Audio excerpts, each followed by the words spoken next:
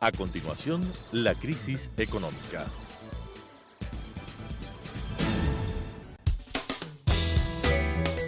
Clasificación B, bajo supervisión de un adulto.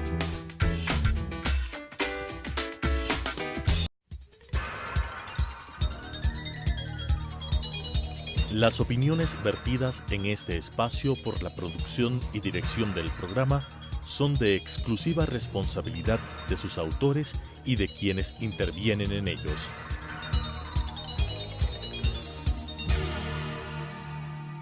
Telesucesos Canal 29 UHF presenta La crisis económica, asuntos de tipo económico, financiero, fiscal, competitividad, sector externo, cómo restaurar los equilibrios macroeconómicos del país, cuáles son sus soluciones para restaurar no solamente los equilibrios, sino iniciar la recuperación económica que todos los ecuatorianos queremos en este país, con la conducción del economista César Robalino Gonzaga. La crisis económica. Estimados amigos y amigas, muy buenas noches. Gracias por estar con nosotros en este programa denominado La crisis económica del Ecuador. Hoy vamos a tratar un tema que tiene que ver con el FMI, o sea, el Fondo Monetario Internacional, y el programa económico del gobierno aprobado por el FMI, por una serie de organismos internacionales de financiamiento, como el Banco Mundial, el Banco Interamericano, etc. Ha llegado la misión del FMI para hacer una evaluación del programa de gobierno. Y vamos a tratar sobre ese tema. Hemos invitado al economista Jaime Carrera, director ejecutivo del Observatorio de Política Fiscal, un hombre que tiene una enorme experiencia. Entonces, la misión del fondo está aquí, presidida por una distinguida dama, y hay una serie de especialistas en varios temas que tienen que ver con la política fiscal y con otros temas como las reformas estructurales que el país necesita. Y el FMI va a evaluar la parte cuantitativa de la política fiscal en cuanto a si avanza el programa del propio gobierno y luego también las reformas estructurales que se requieren y que el gobierno se ha comprometido a llevar a cabo, como es la reforma laboral, la reforma tributaria, la reforma del sistema monetario, etc. Vamos a tratar ese tema y para ese propósito, Jaime, le agradezco por estar con nosotros esta noche. Jaime, coménteme, el fondo está aquí. Va a hacer una evaluación sobre el propio programa.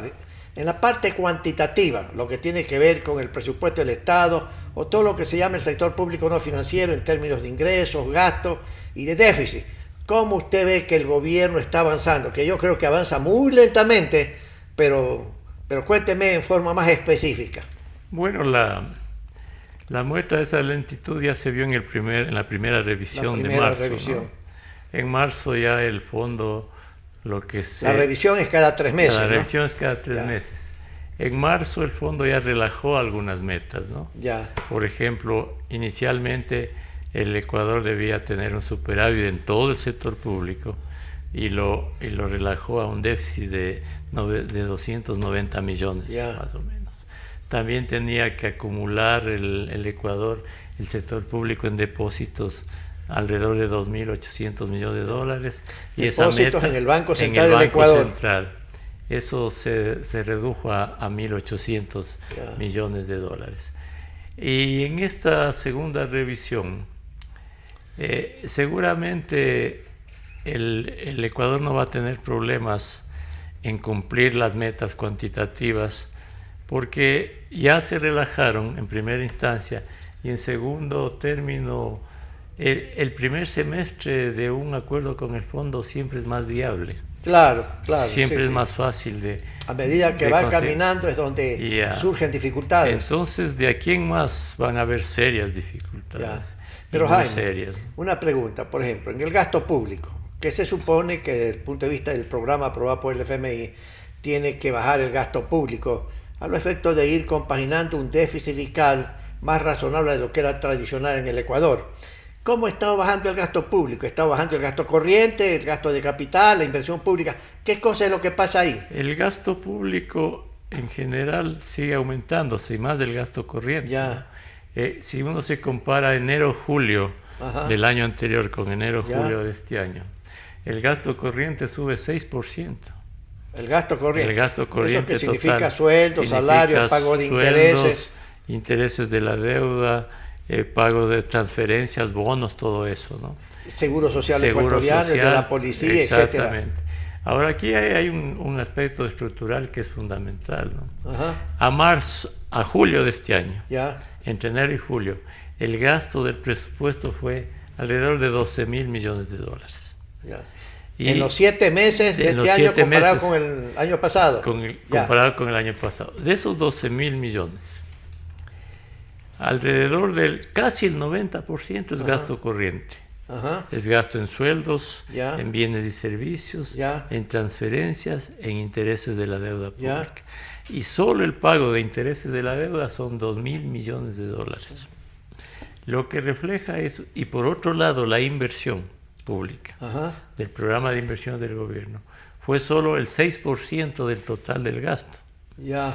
Lo que evidencia esto es un problema estructural severo de la dificultad del gobierno de reducir el gasto corriente. Ya. Y por otro lado, esa falta de decisión significa sacrificar en alto grado la inversión. Ya. Y sacrificar la inversión significa menos crecimiento, Ya. menos empleo, Claro. menos dinámica económica. Claro. En un Estado que necesita de la inversión pública de modo Ya. importante, ¿no? Ahora, lo que se ve de aquí a diciembre es que le va a ser muy difícil al gobierno, aún con las metas relajadas, cumplir las nuevas metas, porque Ya. no hay la decisión firme de reducir de manera importante el gasto, ¿no? Le pregunto, Jaime, fíjese, creo que el año 2014, la inversión pública total, no solamente el presupuesto, sino la totalidad, era algo así como 15.000 millones de dólares. Sí. Una cosa realmente insostenible también, sí. ¿verdad? Pero este año parece ser, por todo lo que usted dice, que la inversión pública total no va a llegar ni a 6.000 millones de dólares. Va a estar alrededor del 6% del PIB, Una unos 6.000 monstruosidad, millones. pues, ¿no? La reducción es realmente drástica. Es Y muy esa importante. reducción del gasto que crea menos demanda agregada para el crecimiento de la economía no puede ser compensada por el sector privado. No puede, ni ha sido compensada por el sido. sector privado. De allí es la importancia de medidas estructurales en Ajá. el país, Ya. para que en este proceso de ajuste de las cuentas y de la economía, la reducción de la inversión pública sea compensada con un impulso de la inversión privada Ya. en un ambiente de cambios económicos que Claro. le generen confianza, que le resulte al inversionista atractivo para invertir. Y eso por una parte. Por otra, lo que viene en el futuro son una serie de reformas, las llamadas estructurales, Ajá, ajá. porque hay que dividir dos cosas, ¿no? El aspecto cuantitativo, que la sociedad puede medir los Ajá. efectos de incrementos, de reducciones, y el efecto cualitativo de las medidas estructurales. ¿Cuál es el efecto cualitativo? Por ejemplo, en la reforma laboral, Ya. brindar oportunidades para que 5 millones de personas que están en el subempleo o en el desempleo o en la pobreza tengan la oportunidad de trabajar. Ajá. Ese es un beneficio cualitativo importante. Por ejemplo, en el caso de las reformas del Banco Central, Ajá. ¿sí? Tener un Banco Central independiente tiene Ya. efectos cualitativos para toda la sociedad importantes. La reforma tributaria. Claro. Pero Jaime, hay información dentro del gobierno de que ya hay ciertos proyectos de reforma laboral que están puliendo los anteriores del gobierno antes de enviarlo pues a la Asamblea. Igual dicen que hay algún borrador de reforma tributaria que todavía no se sabe exactamente qué medidas van a proponer a la Asamblea. Y la reforma monetaria, como usted menciona, ya la señora superintendenta envió un proyecto de ley al señor ministro de Finanzas. Digamos, parecería ser que en esa parte el fondo, yo creo, se va a satisfacer indicando, bueno, han estado trabajando en esto y bueno, esperemos un ratito, tengamos paciencia, dirá el FMI, de que presente todo eso a la Asamblea. Por lo tanto, para el FMI, esa parte dirá, hay cierto avance también en esto, aunque todavía no lo presentan a la Asamblea, a los efectos de ¿qué? De que el fondo diga, bueno, están avanzando el Ecuador, vamos a hacer el próximo desembolso al gobierno ecuatoriano de ¿cuánto? De 250 millones. ¿No tiene esa impresión usted? Hay un riesgo, y eso es evidente, ¿no?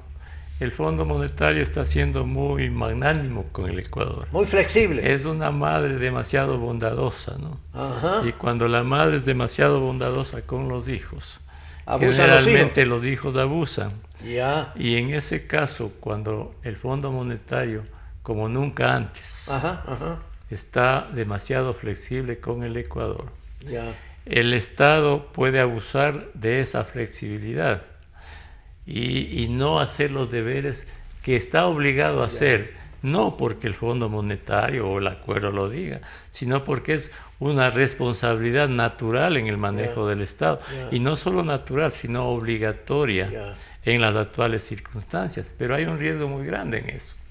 Si el fondo es demasiado dadivoso, demasiado indulgente, y el gobierno se vale de esa indulgencia para no hacer las tareas que corresponden, no importa los costos que tengan, hay el riesgo de una pérdida grande de credibilidad. Y eso es grave. Y eso es grave. Hasta porque para el FMI es grave eso, pues. Para el FMI gravísimo y para el Estado también gravísimo. Porque además el gobierno, César, tiene una larga historia, no muchos gobiernos, una larga historia de falta de credibilidad. Claro. Y recordemos desde el 80 al menos, de 13 cartas de intención que se firmaron con el fondo, apenas se cumplieron creo que 2 y otras, la mayoría se incumplieron. Entonces esa ya es una mala costumbre secular del Ecuador, ¿no? Y si en esta oportunidad no se entiende que se tiene que ser responsables y rescatar la credibilidad y confianza en el manejo del Estado, el Ecuador va a estar condenado a los mismos vaivenes en el futuro. Y ya es casi un hecho, yo me atrevería a decirlo, que gran parte del ajuste va a quedar para el próximo gobierno. Pero Jaime, si es que este gobierno no se apresura un poco, independientemente del FMI, no se apresura un poco en llevar a cabo las tareas que él mismo se ha comprometido en el programa, no con el fondo, sino en el programa de ellos, ¿verdad? Y lo deja para el año que viene, aparte de la gravedad que usted dice, porque el ajuste el año que viene será mucho mayor, pero aparte de eso es un año netamente político, y la gente estará pensando, los líderes políticos digo, en votos para las nuevas elecciones, quién va a ser el nuevo presidente, etcétera, etcétera, etcétera. Entonces de repente la Asamblea no estará preparada el año que viene para aprobar una serie de cosas que pueden costar políticamente a los partidos, pues. Eso es lo más grave. O sea, el gobierno tiene que acelerarse este año. Tiene que acelerarse y ya le queda poco tiempo, porque le queda menos de 2 años. Sí. Creo que el gobierno ya perdió demasiado tiempo y no ha aprovechado la buena disposición del Fondo Monetario, porque hay que recalcarlo en ese sentido. Tienen una gran disposición en ayudar al país, por diversas razones, hasta por razones geopolíticas. Tienen una gran disposición. Y esa gran disposición debería aprovecharse por parte del gobierno para, no importa lo que cueste, hacer las reformas que debe realizarlas. Porque si no, el gobierno, el Ecuador va a estar condenado a esos vaivenes del pasado, ¿no? El próximo gobierno entra con nuevos ajustes, hasta que los ajustes rindan pasarán 2 años, y luego ya pensarán en las elecciones del 2025 y así sucesivamente. El Ecuador tiene que madurar en ese sentido, porque no podemos repetir las historias del pasado. Eso significaría, Jaime, que el gobierno actual estaría tratando de sobrevivir y conseguir dinero de cualquier lado para sobrevivir, y que la tarea dura del ajuste que se requiere se lo va a encargar, por decirlo así, al nuevo gobierno, quien quiera ser el nuevo presidente del Ecuador. A mi juicio eso va a pasar, porque mire usted, en este año van a transcurrir a como dé lugar. Y luego el próximo año, en el tema fiscal, por ejemplo, necesitan tener un superávit importante. Y para eso se requiere, entre petróleo y tributos, al menos $3.000 millones de ingresos, de acuerdo al mismo programa. Claro. Y el ajuste entre bienes y servicios y la masa salarial pública va a superar el próximo año el 1% del PIB, 1,5% del PIB. Entonces, si uno suma las dos cosas, 3.000 millones de ingresos y 1.500 millones de reducción del gasto, son 4.500 millones de dólares, son 4 puntos y más del PIB. Claro. Ese es un ajuste importante, Ya. que va a exigir un rigor importante, que yo no creo que el gobierno va a estar dispuesto Ya. a asumirlo. Y el fondo se estirará en las tratativas, porque vea usted, la revisión al mes de diciembre, ya una vez cerrado el año, se efectuará en febrero a lo mejor del 2000. Claro. Hasta que pasen los informes y todo eso, el desembolso de diciembre surgirá en marzo. Ya. Y luego el primer trimestre del próximo año es un primer trimestre que se puede manejar, es casi no se gasta. Y vendrá la primera revisión del primer trimestre del próximo año. El fondo seguirá dando sus caricias al gobierno. Y así seguiremos quizás hasta mediados de año, ¿no? Pero eso significará también, Jaime, que la economía no va a poder crecer, sino que habrá estancamiento económico y el próximo año. Eso es lo que uno puede percibir al futuro. Y eso es absolutamente claro, no necesita modelos macroeconómicos para eso. Este rato el riesgo país del Ecuador está por encima de los 700 puntos. 700 puntos. Por encima de los 700 puntos. Si el Ecuador no logra bajar el riesgo país al nivel de los países vecinos, es muy difícil que aquí vengan inversiones. Eso significaría, Jaime, para que las personas que nos escuchan, el riesgo país más de 700 puntos. Eso significa que si mañana quieren emitir bonos, más del 10%, significará que tienen que pagar 700 y pico, que es sobre el rendimiento que tienen los bonos del Tesoro americano a 10 años. Creo que eso está en 3%, una cosa así. Significa que tendrán que pagar por una nueva emisión intereses bien altos. Por lo menos por encima del 10%. Madre mía. Mire, eso es terrible. Y una comparación es válida con El Salvador. Ya. El Salvador tiene una economía dolarizada del 2001. Ya. El 30 de julio de este año colocó bonos a 30 años. Ya. Al 7,12% de interés. Interesantísimo. A 30 años, al 7,2%. Interesante. Y si usted ve el riesgo de país de toda la región, de toda América Latina, este rato el riesgo país de Venezuela, ni hablar, sí, claro. 112% de interés adicionales. Sí. Argentina está en 1.800 puntos. Claro. Ecuador en más de 700. Y el resto de la región, es increíble, los países centroamericanos tienen un riesgo país un poco mayor a los 200 puntos. El mismo Salvador tiene un riesgo país de 400 puntos. República Dominicana 350 puntos. Entonces, sí cabe en el Ecuador analizar la autoestima nacional, ¿no? ¿Cómo puede ser? Claro. Que tengamos un riesgo país de esa naturaleza y la generalidad del país, incluso los centroamericanos, sin ser peyorativo con ellos, pero, son países que han estado por debajo del Ecuador durante varios años, tienen un riesgo país más bajo. Y algo más con El Salvador que es interesante. El Salvador creció los últimos 10 años, a una tasa promedio del 2%.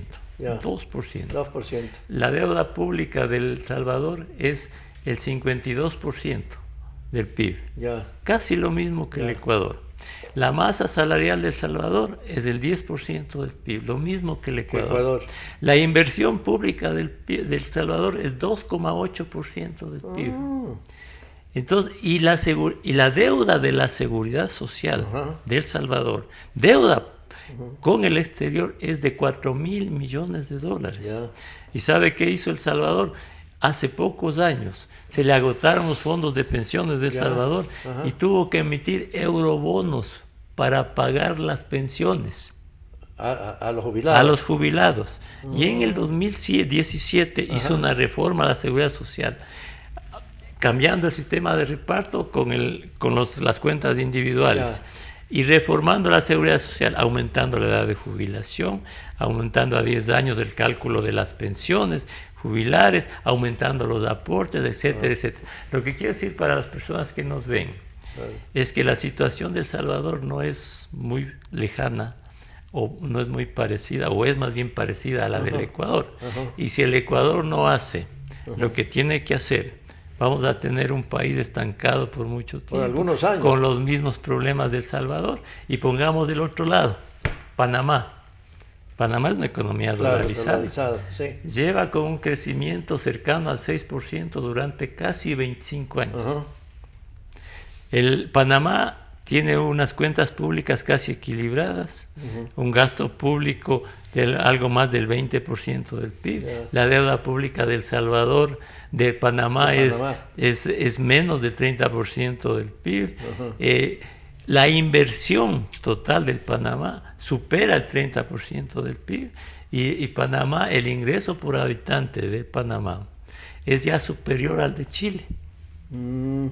Entonces, ecuatorianos, escojamos. Claro. El Salvador o el Panamá, y hagamos lo que tenemos que hacer, ¿no? Porque no hay nada que inventar.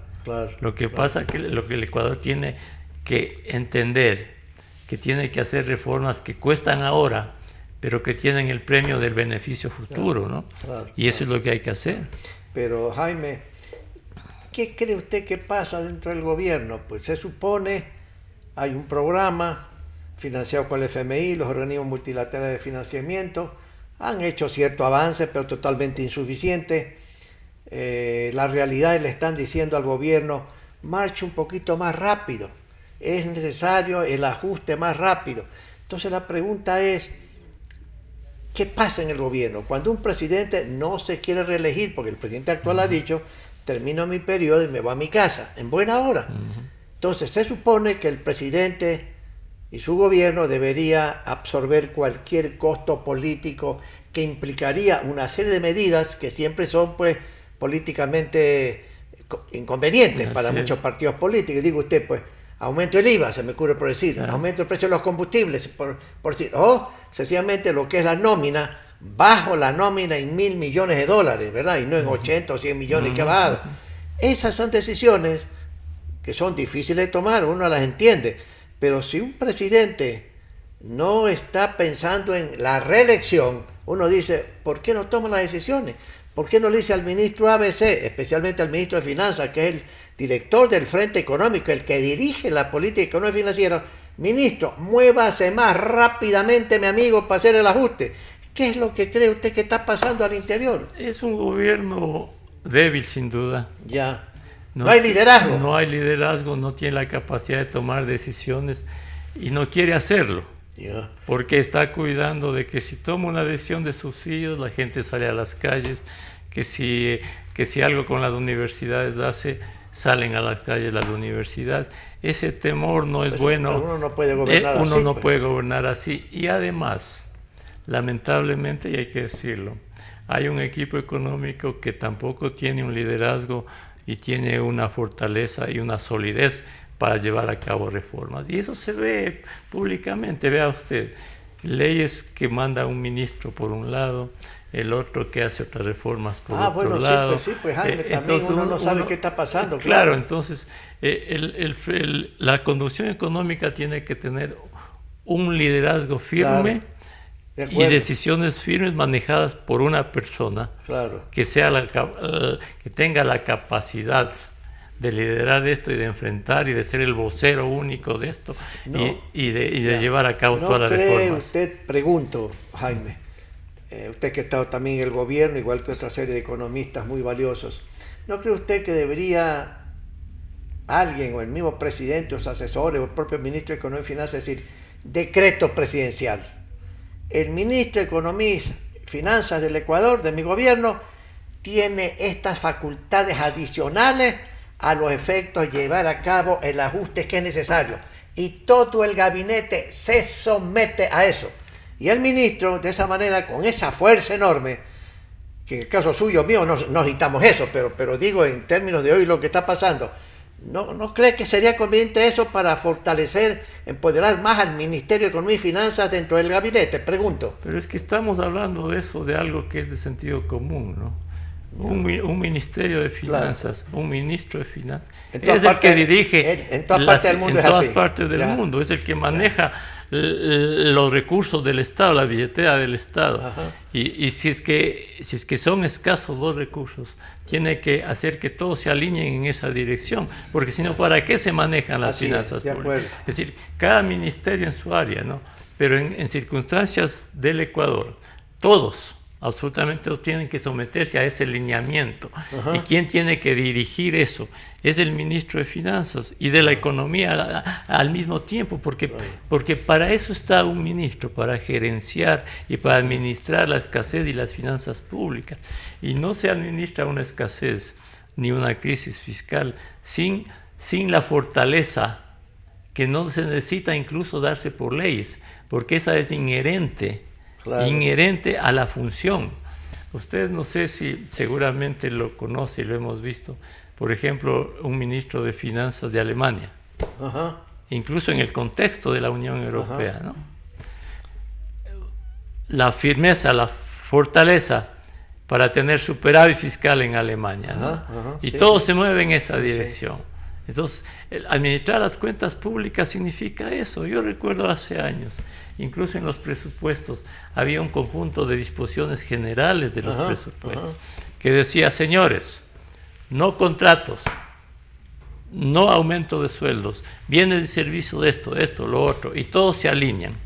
Porque los ministros le piden recursos Así es. a diario, ¿no? Todos los todo ministerios el mundo. quieren hacer obras, de acuerdo, Jaime. Entonces ahí también el presidente tiene que estar en esa dirección y decir, señores, tenemos esta situación, el ministro es el líder y los ministros tienen que someterse a esto. Exacto. Y si no quieren someterse, pues tienen que irse a otro lado, ¿no? Claro. Pero claro. no se puede tener a un país sobreviviendo de esta manera, porque así el país no va Claro. a ninguna parte, ¿no? Ahora, Jaime, usted mencionaba anteriormente el tema del seguro social en los otros países, ¿no?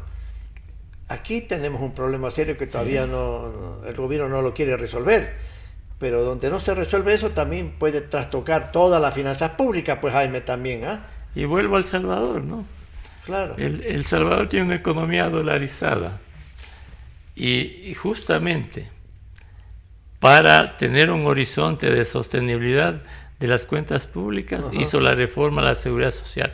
Porque, señores, en el Ecuador no va a haber cuentas públicas sostenibles en el futuro si no se arreglan los problemas de la seguridad social. Sí. Porque de una u otra manera Ajá. los déficits de la seguridad social se cargan al presupuesto público. Sí, en una u otra forma. Y son De parte acuerdo. importante de los déficits fiscales. De acuerdo. Entonces, el gran reto que tiene el Ecuador, que se lo ha repetido 1000 veces, tiene una deuda grande. Ajá. La única forma de bajar la deuda es con superávit fiscal. Así es. No hay otra manera. Así es. No hay otra manera. Sí. Entonces, tener superávit fiscal en un contexto de sostenibilidad y de financiamiento adecuado de las pensiones y de la seguridad social, eso es lo que tiene que hacer el Ecuador, que va a resultar en sacrificios para la sociedad y la gente. Pues no hay otra manera, es que no hay otra forma, ¿no? Entonces, inicialmente tiene que haber un fuerte sacrificio en esta dirección, pero la dirección es la que hay que mantener. Claro. Superávit fiscal, arreglos de la seguridad social y crecimiento económico, inversión, exportación. Las líneas básicas las hemos repetido 1001 veces Claro, aquí. claro. Y los países siguen esa dirección. Sigue Chile, sigue Colombia, sigue Perú, sigue Panamá, sigue Uruguay, sigue todo el mundo menos el Ecuador, ¿no? Claro. Incluso Paraguay. Paraguay ha hecho reformas los últimos años y ya Paraguay está casi al nivel del Ecuador en ingreso por habitante, ¿no? En términos del poder, de la paridad de poder de compra. Otros de países latinoamericanos, como lo que usted ha indicado, crecen más rápidamente porque están haciendo un buen trabajo y el Ecuador se está quedando atrás. Se está quedando atrás y se agigantan las brechas. Y mientras más se agiganten las brechas es menos atractivo para invertir. Claro. Veamos, comparemos con el mundo, ¿no? El crecimiento mundial está alrededor del 2 y algo más por ciento, casi 3. Y el Ecuador casi no va a crecer. No va a crecer. Entonces, el mundo está más adelante que Ecuador. Entonces hay que reflexionar en Pero eso. eso a su vez, el no crecimiento, el estancamiento total a tasas no del 3%, sino del 1% o menos, cuando la población crece al 1,5%, Jaime, implicará problemas sociales. Es más desempleo, graves, es más subempleo. Más desempleo, más subempleo, más gente en las calles pidiendo caridad, hombres, mujeres, ya no los venezolanos ni los colombianos, sino los ecuatorianos. Y jóvenes que se gradúan, viendo que no hay posibilidad en el Ecuador, se van del Ecuador. Se van, y justo lo que usted menciona, hoy salió una noticia en la prensa, ¿no? Que ya por la falta de trabajo los ecuatorianos están ya emigrando, están ya yéndose a España y se irán seguramente a otros países a buscar trabajo. El Ecuador necesita pensar de otra manera, tiene que entender que se necesitan sacrificios. Pero también en eso, Jaime, los líderes políticos, quien quiera que sea, porque hay líderes políticos muy respetables, pero que tienen que entender la gravedad del momento, pues. Y ese es un tema muy importante. Muy importante. Brevemente le voy a poner una paradoja que se llama la tragedia de los comunes, rápidamente, ¿no? ¿De dónde sale eso? Había un terreno a cargo de varios campesinos, y entonces cada uno tenía que poner una vaca, y al uno se le ocurrió llevar 2 vacas, porque tenía más ganancias, y después toditos llevaron vacas, y le arruinaron el terreno, y al final le tornaron infértil y todos salieron perdiendo. En el Ecuador, si no entienden que todos no tienen que tornarle infértil al Estado pidiéndole todo y agobiándole, vamos a tener nuestra propia tragedia de los comunes. De acuerdo. Gracias, Jaime. Estimados amigos, amigas, hemos escuchado a don Jaime sobre la evaluación que el FMI, estando en el Ecuador, está procediendo a hacer. Y naturalmente el fondo va a decir, sí, Ecuador, estás poco a poco avanzando, vamos a desembolsarte X millones de dólares. Entonces sí va a venir un poco de recursos de los organismos multilaterales. Pero en el fondo, el gobierno ecuatoriano no está avanzando adecuadamente. Se va a recargar toda una serie de decisiones al año que viene. Y eso, amigos y amigos, será muy grave. No para el gobierno, para todos los ecuatorianos. Así que lo recomendable de la conclusión que sale de este diálogo es lo recomendable que el gobierno acelere las reformas. La parte fiscal en cuanto al tema cuantitativo, pero las reformas radicales que necesita el Ecuador, la reforma laboral, la reforma tributaria, la reforma del sistema monetario, se necesitan que vayan rápidamente ¿a dónde? A la Asamblea Nacional para que se debata y para que los líderes políticos en la Asamblea aprueben, acojan, apoyen al gobierno y al país en esa transformación. Amigos y amigos, nuevamente les agradezco por estar con nosotros en este programa y volveremos la próxima semana. Las opiniones vertidas en este espacio por la producción y dirección del programa son de exclusiva responsabilidad de sus autores y de quienes intervienen en ellos.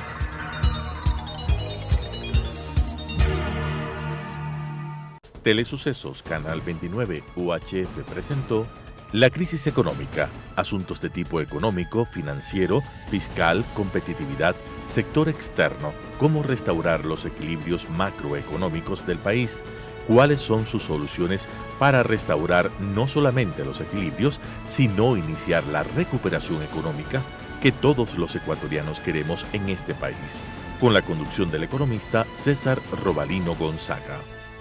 La crisis económica.